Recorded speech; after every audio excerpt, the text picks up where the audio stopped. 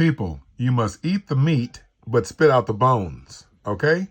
Just because your pastors tell you lies, you're not to believe that. Every time your pastor speaks, regardless of who they are, you are to take what they say, receive it with joy, but go back to the word of God and verify it. Getting a lot of pushback from people that's saying that Ham is not the father of the black race. They are liars.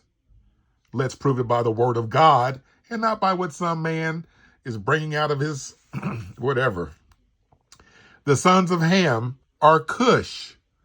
Okay, this was written in the King James Slave Trade Bible.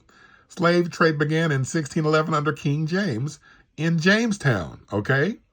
So what did his people do? They wrote the names of Ham's sons in Hebrew. They left their names in Hebrew when this English-speaking king from England, the mother tongue of English, should have been translating the names accurately. Had they translated the names accurately instead of using white supremacy tactics to endorse their slave trade, we would know that Ham's son's firstborn son, Cush, his name is Cush in Hebrew, is what? In English, it's Ethiopia, son of Ham, Genesis 10:6. Back over to Genesis 10:6. And from the Bible, so we know that the Ethiopians come from Ham, okay? I guess that's supposed to be Africa. So I could say that Ham is the father of the Africa's Ethiopians, right? Let's take it because people are being stupid. I'm tired of answering questions that Ham is not the father of the African race. Second son of Ham, Mizraim. This is what it says in the King James Slave Trade Bible. Now, as much as I hate the NIV Bible, they finally told the truth. NIV stands for what? New International Version.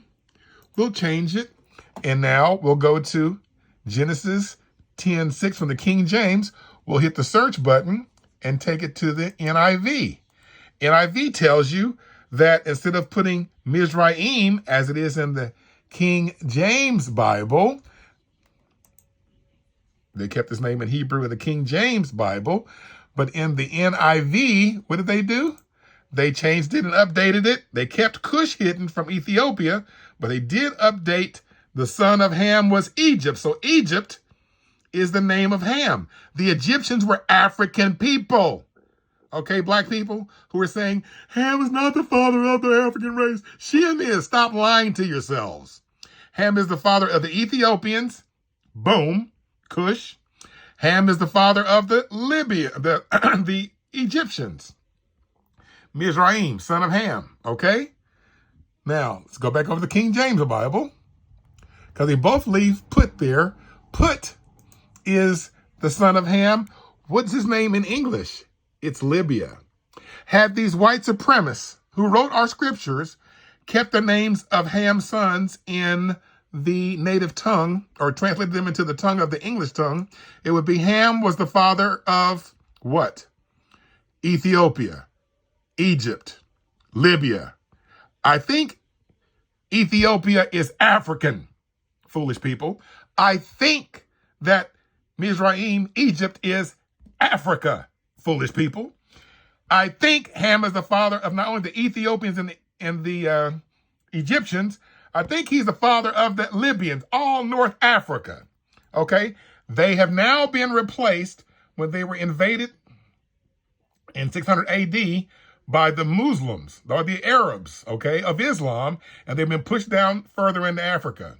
Now, when the Apostle Paul was subjugating the Jews, he was coming from Damascus, Syria, remember? And he was coming southward, and the Jews that were in Jerusalem went throughout Africa. That's why you have the church fathers located in Egypt, a lot of them, and you had some located in Tunisia, which was where one of the greatest church fathers of all, forgot his name right now, and it got me so upset. But when people tell you that Ham was not the father of the African race, they are lying because they are a part of Eurocentric Christianity's great white hoax. Therefore, you need this book, The Complete History of Blacks in the Bible, available on Amazon.com. It's over 700 pages, illustrated.